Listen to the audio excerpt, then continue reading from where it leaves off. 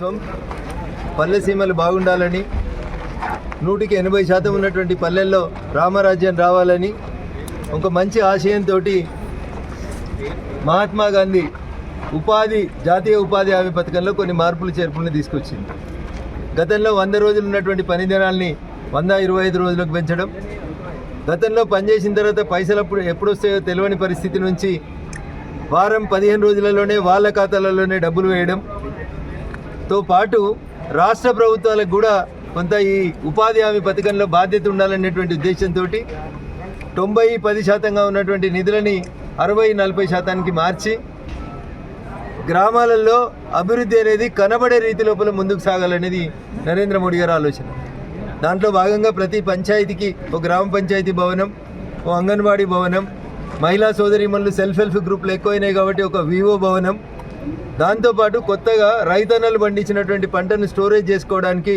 Food grain storage కోసం ప్రతి పంచాయతీకి ఒక 15 లక్షల రూపాయలతోటి ఒక గోదాముని ఇవ్వడం,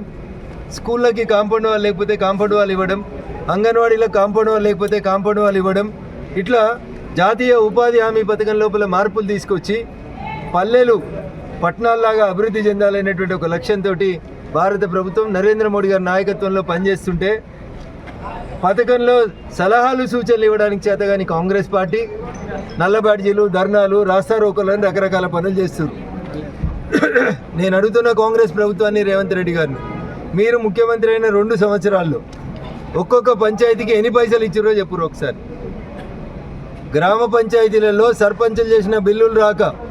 పంచాయతీ సెక్రటరీలు పరువు పోతుందని బ్లీచింగ్ పౌడర్కి, లైట్లకి, రిపేర్కి ఒక్కొక్క పంచాయతీ సెక్రటరీ 2 లక్షల దాకా ఖర్చు పెట్టుకుంటే భారత ప్రభుత్వం 1250 కోట్లు ఇప్పటికే జాతీయ ఉపాధి హామీ పథకం కింద పంపిస్తే ఇవాళ దాకా ఏం చేయాలని అర్థం కాక ఖాళీ కూర్చొని నిన్నగాక మన గ్రామ పంచాయతీలకు ఎన్నికలు పెట్టారు. నూతనంగా ఎన్నికైనటువంటి సర్పంచ్ మిత్రులందరికీ కూడా, సర్పంచులు అంటేనే పార్టీ రహితంగా ఎన్నుకోబడతారు, గ్రామం బాగుండాలని కోరుకునేటోళ్ళు, గ్రామ ప్రథమ పౌరులు కాబట్టి పార్టీలు, జెండాలు, ఎజెండాలు పక్కన పెట్టి దయచేసి మీ గ్రామానికి కావాల్సినటువంటి సీసీ రోడ్లు, డ్రైన్లు, అంగన్వాడీలు, స్కూల్ కాంపౌండ్ వాళ్ళు, స్కూల్ కిచెన్ షెడ్లు, మీ ఊరికి ఏం అవసరమో దయచేసి మీరే నిర్ణయం తీసుకోమని చెప్పి నరేంద్ర మోడీ గారి ప్రభుత్వం జాతీయ ఉపాధి హామీ చట్టంలో మార్పులు తెచ్చింది. ఇంతకుముందు ఢిల్లీలో ఇది కట్టురు అంటే అదే కట్టాలి. ఇప్పుడు అట్లా కాదు, సర్పంచ్ గారు గ్రామ సభ పెట్టి ఆ గ్రామానికి ఏం అవసరం ఉంటే ఆ రకంగా మార్పులు చేర్పులు చేసుకొని పల్లెల్ని బాగు చేయాలనేటువంటి లక్ష్యంతో